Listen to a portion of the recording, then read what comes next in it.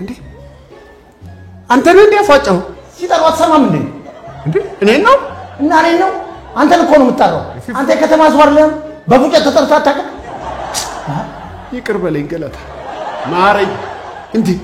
እኔ እኮ የማን ባለጌ ነው የማይፋጨው ብያለሁ ና ባለጌ ና ቁጥና ቢሮ ውስጥ በፉጨት ማን ይጠራኛል ብዬ አስባለሁ ና ቁጥ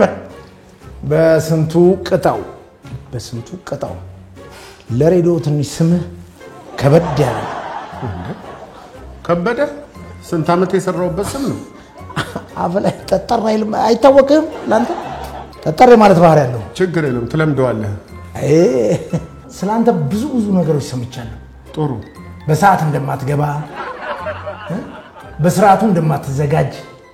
አረ ብዙ ሰምቻለሁ ጉድ እኮ አያልቅም ከዛሬ ጀምሮ ግን በዚህ ስራ መቀጠል የምትፈልግ ከሆነ ይሄን ባህሪን እንደማይቀጥል ላሳስብ እፈልጋለሁ እንደማንኛውም ስራውን እንደሚወድና እንደሚያከብር ሰው ስራ ኖረም አልኖረም በሰዓት ትገባለህ በሰዓት ትወጣለህ ፕሮግራም አዘጋጅተህ ወደ ስቱዲዮ ከመግባት በፊት እያንዳንዷ ፕሮግራም ተበጥራ ትገመገማለህ